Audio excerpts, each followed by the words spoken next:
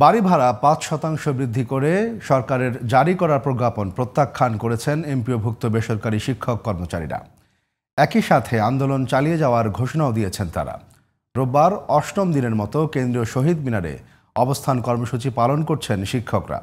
তৃতীয় দিনের মতো চলছে আমরণ অনশন। বিকেলে শিক্ষা ভবন অভিমুখে ভুখা মিছিলের কর্মসূচি রয়েছে আন্দোলনরত শিক্ষক কর্মচারীদের।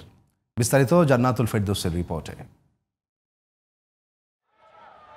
বাড়ি ভাড়া 20%, মেডিকেল ভাতা ১,৫০০ টাকা ও উৎসব ভাতা ৭৫% বৃদ্ধির দাবিতে আন্দোলন করছেন সারা দেশের এমপিওভুক্ত বেসরকারি শিক্ষা প্রতিষ্ঠানের শিক্ষক ও কর্মচারীরা। আমাদের এই বাড়ি ভাড়া দিতে গিয়ে আমাদের সংসারের অভাব অনটনে চলতে হয়। এই দাবিগুলো যেন সরকার আজকের মধ্যেই দাবিগুলো মেনে নেয়, এতে সকলের শিক্ষার মান উন্নয়ন হবে। আমরা 12 অক্টোবর থেকে আজকে 19 অক্টোবর প্রায় 8 দিন আমাদের শিক্ষকেরা খেয়ে না খেয়ে অনশন করতেছে। দাবি আদায়ে নানা কর্মসূচির পাশাপাশি তৃতীয় দিনের মতো কেন্দ্রীয় শহীদ মিনারে চলছে অনশন। আন্দোলনরত শিক্ষক কর্মচারীদের স্লোগান মিছিলে উত্তাল শহীদ মিনার প্রাঙ্গণ। আন্দোলনের মুখে রোববার সকালে এমপিওভুক্ত শিক্ষকদের ৫% এবং সর্বনিম্ন ২,০০০ টাকা হারে বাড়ি ভাড়া নির্ধারণ করে প্রজ্ঞাপন জারি করেছে সরকার। তবে সেটি প্রত্যাখ্যান করেছেন আন্দোলনকারীরা।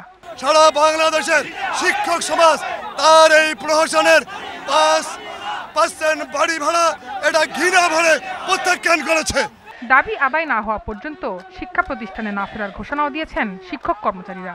দাবি না মানেন তাহলে আমরা আমাদের শিক্ষা প্রতিষ্ঠানে তালা ঝুলবে, আমরা অনশন কর্মসূচি চালিয়ে যাব। যতক্ষণ পর্যন্ত আমাদের দাবি না মানবে ততক্ষণ পর্যন্ত আমাদের প্রতিষ্ঠান কর্মবিরতি থাকবে।